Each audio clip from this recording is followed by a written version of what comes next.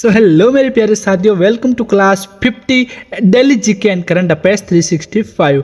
मेहनत की हर रात का बस एक ही इनाम, सिलेक्शन की मुस्कान और परिवार का मान। अगर ये 100 सवाल याद है तो अगला एग्जाम क्लियर समझो मेरे भाई। साथियों, मुझे पता है आप मेरी बकवास से ज़्यादा रिजल्ट पे ध्यान दोगे, तो मैं आपसे वादा करता हूँ बैंड अगर इस वीडियो के अंदर से आपके एग्जाम के अंदर सवाल नहीं आए और इस प्रकार कोई और आपको समझा दिया पूरे यूट्यूब और सोशल मीडिया पे, तो इस चैनल पर थू कर देना। नहीं तो अभी सब्सक्राइब कर ले और अपने साथियों के साथ, जो भी तुम्हारे साथ पढ़ने वाले हैं, उनके साथ इस वीडियो को फटाक से दबा के शेयर कर देना, ठीक है। फर्स्ट क्वेश्चन है, भारत का संविधान किस तिथि को लागू हुआ था? तो भारत का संविधान है तो 26 नवंबर सन 1950 को लागू हुआ था। यही भारत का गणतंत्र दिवस है, जिसे हम हर साल 26 जनवरी को मनाया जाता है। और ये आपका यूपीएससी 2010, एसएससी 2015, सीडीएस 2020, सीयूईटी 2023 और आरआरबी 2024 और स्टेट पीएससी 2025 के अंदर क्वेश्चन पूछा जा चुका है और आगे पूछे जाने की इसकी 100% प्रोबेबिलिटी है। अब मेरे को बताओ, ऐसे क्वेश्चन तुमको कौन बताएगा पूरे यूट्यूब पे कि ये क्वेश्चन है, ये इतने तारीख को ये हुआ था और ये कौन कौन से एग्जाम के अंदर पूछा गया था? अभी तो और सुनो, बहुत कुछ बाकी है। सेकंड क्वेश्चन है आप सभी का, भारत का राष्ट्रीय गीत कौन सा है? तो भारत का राष्ट्रीय गीत है वंदे मातरम। ऑप्शन ए सही होगा। ये बंकिम चंद्र चटर्जी की रचना है, जिसे आनंद मठ उपन्यास से ली गई है। देखो, पूरा का पूरा आपको 7 पीढ़ी तक का सार बता रहा हूँ। ये एसएससी 2011 के अंदर पूछा गया, यूपीएससी 2016 के अंदर पूछा गया, एनडीए 2020 के अंदर पूछा गया और सीयूईटी 2023 के अंदर पूछा गया और आरआरबी 2024 के अंदर क्वेश्चन पूछा गया और आगे भी पूछा जाएगा। अगला क्वेश्चन है, पंचायती राज को संवैधानिक दर्जा कब मिला था? तो पंचायती राज को संवैधानिक दर्जा मिला था सन 1992 के अंदर, जब 73वां संविधान संशोधन हुआ था और भाग 14 के अंदर इसे जोड़ा गया था। ये क्वेश्चन आपका 2000, UPSC 12, SSC 2016, state PSC 2018, RRB 2022 और सीयूईटी 2023 के अंदर ये क्वेश्चन आपका पूछा गया। अगला क्वेश्चन है, भारतीय रिजर्व बैंक यानी आरबीआई की स्थापना कब हुई? तो साथियों, 1935 के अंदर आरबीआई की स्थापना हुई थी। ये आपका 1 अप्रैल सन 1935 को हुआ था और मुख्यालय कहाँ पर है? कोलकाता से मुंबई के अंदर स्थानांतरित कर दिया गया सन 1937 के अंदर। ये आपका यूपीएससी 2013, एसएससी 2017, बैंक 2019, आरआरबी 2022 और स्टेट पीएससी 2024 के अंदर क्वेश्चन पूछा गया है। तो आप खुद जान सकते हो कि कितना मोस्ट इंपोर्टेंट क्वेश्चन है। अगला है, भारतीय संविधान में कुल कितने अनुच्छेद 2025 तक? तो भारतीय संविधान के अंदर टोटल 448 अनुच्छेद है 2025 तक, जिसे 25 संशोधनों के बाद कुल 448 हुए हैं। ये आपका UPSC 2015 and SSC 2020 and CUT 2023 और आरआरबी 2024 और स्टेट पीएससी 2025 के अंदर क्वेश्चन है जो पूछा गया है। साथियों, अगला क्वेश्चन है आप सभी का, मौद्रिक नीति कौन बनाता है? साथियों, मौद्रिक नीति है जो आरबीआई बनाता है, रिजर्व बैंक ऑफ इंडिया। ये रेपो रेट और अन्य उपकरणों द्वारा नीति नियंत्रित करता है। बैंक 2018, यूपीएससी 2020, एसएससी 2021 और सीयूईटी 2023 और आरआरबी 2024 के अंदर पूछा गया सवाल है। अगला क्वेश्चन है, योजना आयोग को किसने बदला गया? योजना आयोग को नीति आयोग के अंदर बदला गया। कब बदला गया? 1 जनवरी सन 2015 को। यह आपका यूपीएससी 2016 के अंदर पूछा गया, एसएससी 2019 के अंदर पूछा गया, स्टेट पीएससी 2021 के अंदर पूछा गया, सीयूईटी 2023 के अंदर पूछा गया, आरआरबी 2024 के अंदर क्वेश्चन है जो पूछा गया। साथियों, नेक्स्ट क्वेश्चन है, भारत में गरीबी रेखा निर्धारित करने की समिति कौन सी है? तो भारत के अंदर गरीबी रेखा निर्धारित करने की समिति वो है तेंदुलकर समिति, ठीक है। तेंदुलकर समिति कब बनी? सन 2009 के अंदर बनी थी, ठीक है। ये आपको यूपीएससी 2011 के अंदर, एसएससी 2014 के अंदर, बैंक 2018 के अंदर, सीयूईटी 2022 के अंदर, आरआरबी 2023 के अंदर जो क्वेश्चन पूछा गया है।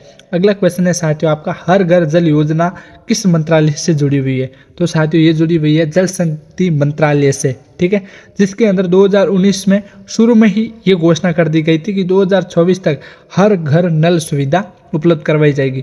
ये आपका UPSC 2020, SSC 2022, state PSC 2023, CUET 2024 और आरआरबी 2025 के अंदर क्वेश्चन है जो पूछा गया है। साथियों, अगला क्वेश्चन है, भारत के प्रथम राष्ट्रपति कौन थे? तो आपको सभी को पता है, डॉक्टर राजेंद्र प्रसाद भारत के प्रथम राष्ट्रपति थे। और डॉक्टर राजेंद्र प्रसाद ही एक ऐसे राष्ट्रपति थे जो भारत के अंदर 2 बार राष्ट्रपति बने थे, सन 1950 से लेकर 62 तक, ठीक है। ये UPSC 12, SSC 16, state PSC 20, CUET 23 और आरआरबी 2024 के अंदर ये क्वेश्चन पूछा गया है। अगले क्वेश्चन की तरफ बढ़ते हैं, उससे पहले एक जरूरी जानकारी देता हूँ।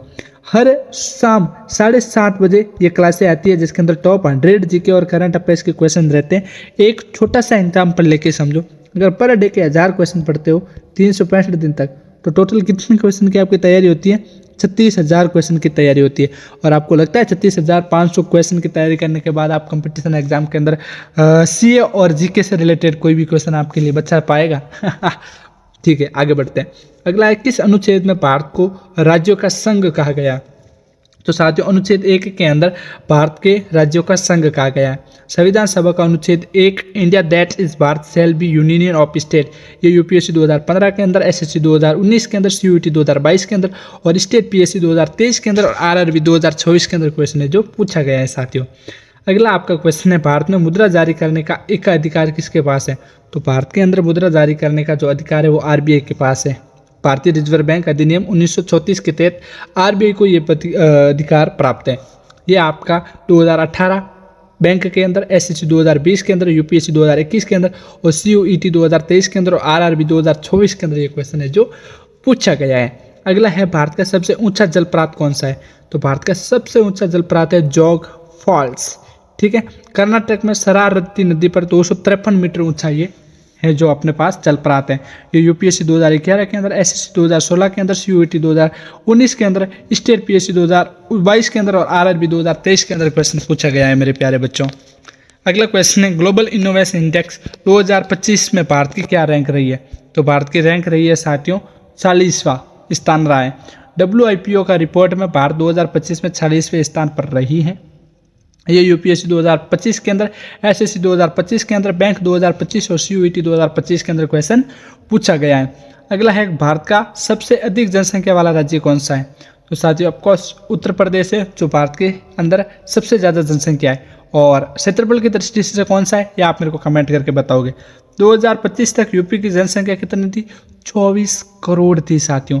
यूपीएससी 2010 और एसएससी 2015 और सीयूईटी 2020, आरआरबी 2023 और स्टेट पीएससी 2024 के अंदर क्वेश्चन पूछा गया है साथियों। इस प्रकार टोटल हमने आपके 15 क्वेश्चन के बारे में बात कर ली। अब टू भी कंटिन्यू करते हैं इसे। और साथियों, एक भारत श्रेष्ठ भारत की पहल कब शुरू हुई थी?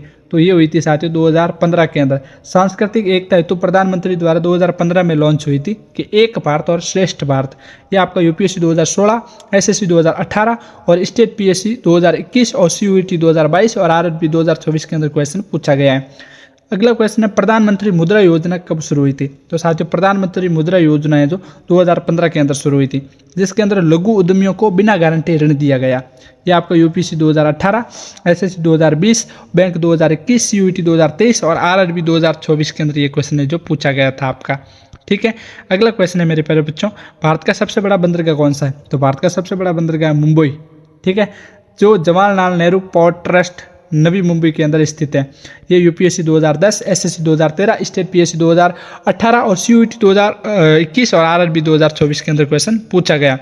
अगला क्वेश्चन है, द्रौपदी मुर्मू भारत की कौन से क्रमांक की राष्ट्रपति थी? तो वो 15वीं राष्ट्रपति है जो द्रौपदी मुर्मू है भारत की। ठीक है, 25 जुलाई 2022 से भारत की 15वीं राष्ट्रपति है जो कौन बनी है? द्रौपदी मुर्मू। यूपीएससी 2023 के अंदर, एसएससी 2023 के अंदर और स्टेट पीएससी 2024 और सीयूईटी 2025 के अंदर ये क्वेश्चन पूछा गया आपका।